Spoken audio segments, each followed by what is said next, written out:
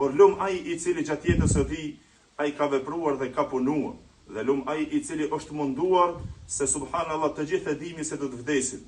Mirë po, në këtë jetë as pak mësim nuk marrim që spaku të I përvelim krahët e tonë, e të marrim abdes, e të falim namazin, e të I drejtohemi rrugës Allahu xhela xhelalu, rrugës së shpëtimit që Allahu xhela xhelalu na ka treguar në Kur'an dhe na ka treguar pejgamberi në hadith, që nuk ka rrugë të shpëtimit tjetër që shpëton te Allahu xhela xhelalu përveç se rruga e siratul mustaqimit. Abdesi, namazi, xhamia, këto janë sende të cilët ty ta shpëtojnë jetën tënde dhe ta adhurojnë jetën e përhershme.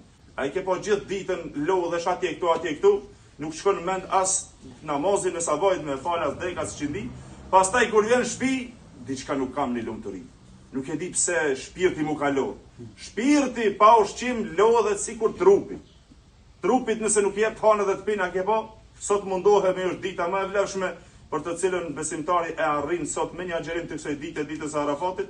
Pejgamberi sallallahu alajhi wasallam ti fal ka thonë 2 vite mëkate. E tash ai që neglizhon këto, e ka humbur 2 vite mëkate që na I kemi mbushur një vit me mëkate para dhe një vit që vin vaz. Ku e gjen këtë mirësi, një ditë sot me dërum këtë nxet, pa hoje pa pi, pa ke vështirë apo. Mirë po, shpërblimi është shumë I madh. Ndoshta duket vështirë që orë sabat I logish kravat e shkesh xhami ose të falesh sabajin apo. Mirë po, shpërblimi është shumë I madh. Kjo është vetëm një pikë të vogël që pejgamberi ka thonë, kush e bën kët I ka 2 vite falje.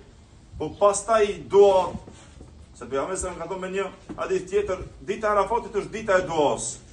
Duaja më e mirë që kemi bërë unë dhe pejgamberët më para, tha pejgamberi është duaja la ilaha illallahu wahdahu la sharika lah, lahul mulku wal hamdu wa huwa ala kulli shay'in qadir. Këtë dua sot mas shumë të shtuar. Mas shumë të thuj la ilaha illallahu wahdahu la sharika lah, lahul mulku wal hamdu wa huwa ala kulli shay'in qadir.